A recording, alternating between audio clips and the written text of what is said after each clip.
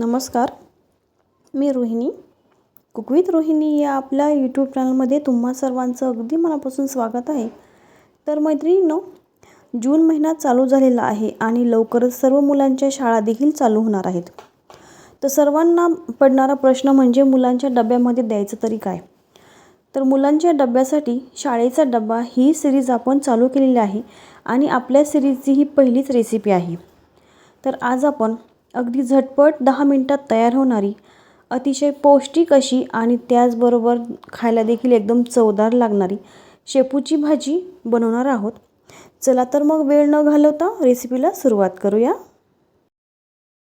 तर इथे मी एकदम हिरवीगार अशी गावरान पद्धतीची शेपूची भाजी आणलेली आहे आणि एकदम कोवळी ही भाजी आहे. त्यामुळे मी या भाजीमध्ये थोड्याफार काड्या देखील घेतलेल्या आहेत. तुम्हाला जर भाजीमध्ये काड्या आवडत नसतील तर तुम्ही काड्या न घेता फक्त भाजीचा जो पाला आहे तोच घ्यायचा आहे. अशा पद्धतीने तर मी इथे काड्या घेतल्यात कारण की त्या काड्या एकदम कोवळ्या आहेत. ही भाजी स्वच्छ अशी आपल्याला 3 ते 4 वेळा पाण्याने धुवून घ्यायची आहे आणि निथळत ठेवायची आहे. कुठलीही पालेभाजी असो, भाजी चिरायच्या अगोदरच धुवून घ्यायची आहे. भाजी चिरल्यानंतर कधीच धुवायची नाही, त्यामुळे त्यातले जीवनसत्व पोषक तत्व कमी होतात. बघा इथे मी मटकीची डाळ स्वच्छ अशी निवडून घेतली होती आणि 3 चमचे मटकीची डाळ मी कोमट पाण्यामध्ये अर्ध्या तासापूर्वीच भिजत ठेवली होती. तर भिजल्यानंतर ही डाळ जास्त फुगलेली आहे त्यामुळे जास्त दिसते. पण फक्त 3च चमचे ही डाळ होती. शेपूच्या भाजीमध्ये मटकीची डाळ खूप छान लागते. तुम्ही देखील अशा पद्धतीने नक्की ट्राय करून बघा. इथे आपण भाजीसाठी एक वाटण करून घेणार आहोत. इथे मी भरपूर असा गावरान लसूण घेतलेला आहे आणि 5 हिरव्या मिरच्या घेतलेल्या आहेत. पालेभाजी नेहमी हिरव्या मिरचीमध्येच करायची, त्याने भाजी खूप छान लागते. व्यवस्थित आपल्याला बारीक वाटून घ्यायचं आहे. तर बघा कढईमध्ये मी तेल टाकून घेतलेलं आहे. 2 चमचे तेल टाकले. तेल गरम झाल्यानंतर आपण जी मिरची आणि लसूण वाटून घेतला होता तो व्यवस्थित परतून घ्यायचा आहे. अशा पद्धतीने व्यवस्थित परतून घ्यायचा आहे. मिरचीचा जो ठेचा आपण वाटून घेतला होता मिक्सरवर, अजिबात करपू द्यायचा नाही आहे. आणि हा जो ठेचा आहे तो परतून झाल्यानंतर यामध्ये आपल्याला भाजी टाकून घ्यायची. तर शेपूची भाजी आपण स्वच्छ धुवून निथळून घेतली होती आणि व्यवस्थित अशी बारीक चिरून घेतलेली आहे. धुतल्यानंतरच भाजी मी चिरून घेतलेली आहे. तर सर्व भाजी अशा पद्धतीने कढईमध्ये टाकून घ्यायची आहे. यावेळेस मी गॅसची फ्लेम एकदम कमी करून घेतलेली आहे आणि सर्व भाजी टाकल्यानंतर ती व्यवस्थित आपल्याला मिक्स करून घ्यायची आहे. तर पालेभाजीमध्ये लगेचच मीठ कधीच टाकायचं नाही. तर भाजी व्यवस्थित परतून झाल्यानंतर बघा भाजीची जी क्वांटिटी आहे ती कमी होते आणि त्यानंतर आपण भाजीमध्ये मीठ टाकायचं असतं. कुठलीही पालेभाजी असू द्या, ती सुरुवातीला जास्त दिसते आणि शिजल्यानंतर खूप कमी होते. त्यामुळे मीठ आपण नंतरच टाकायचं आहे. मीठ जर जास्त पडलं तर भाजी चव बिघडू शकते. त्यामुळे भाजी व्यवस्थित परतून घेऊनच इथे मी आता मीठ टाकणार आहे. परतल्यानंतर भाजीची क्वांटिटी जी आहे ती बघा कमी दिसत आहे. यामध्ये आपण जी भिजवून घेतलेली डाळ आहे, मटकीची डाळ, ती आपण या स्टेजला टाकून घ्यायची आहे.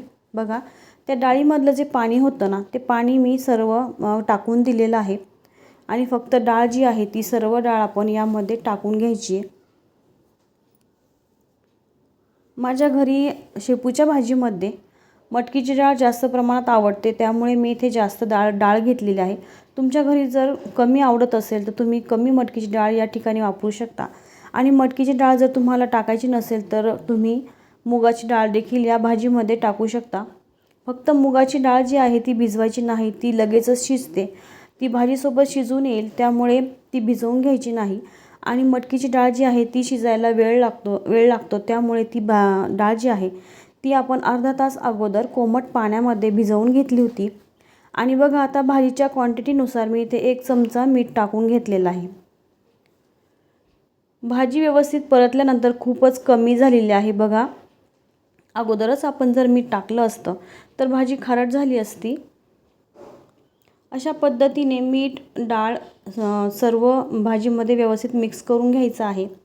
आणि शेपूची भाजी जी आहे ती शिजायला थोडासा वेळ जास्त लागतो. म्हणजे इतर पालेभाजीच्या प्रमाणामध्ये शेपूची भाजी शिजायला वेळ लागतो. त्यामुळे यामध्ये पाणी टाकायचं आहे. या भाजीला खूप जास्त ओलावा नसतो. ही भाजी बऱ्यापैकी कोरडी असते. त्यामुळे मी इथे अर्धा ग्लास पाणी टाकलेलं आहे। सर्व पाणी व्यवस्थित मिक्स करून घेतल्यानंतर भाजीवर झाकण ठेवून एकदम कमी गॅसवर 10 मिनिटं ही भाजी आपल्याला शिजवून घ्यायची आहे। अशा पद्धतीने झाकून ठेवायची पूर्ण आणि 10 मिनिटं झाल्यानंतर बघा भाजी व्यवस्थित अशी शिजलेली आहे। व्यवस्थित आपल्याला भाजी मिक्स करून घ्यायची। थोडंसं एकदम थोड्या प्रमाणामध्ये भाजीमध्ये पाणी आहे, थोडासा ओलावा आपल्याला भाजीमध्ये दिसत आहे। तर या वेळेस आपल्याला भाजीमध्ये भाजलेल्या शेंगदाण्यांचा कूट टाकून घ्यायचा आहे। शेंगदाण्याची कूट जो आहे तो थोडासा जाडसरच ठेवायचा आहे। तर मी ते 3 चमचे शेंगदाण्याचा कूट टाकून घेतलेला आहे आणि हा जो कूट आहे तो भाजीमध्ये व्यवस्थित मिक्स करून घ्यायचा आहे।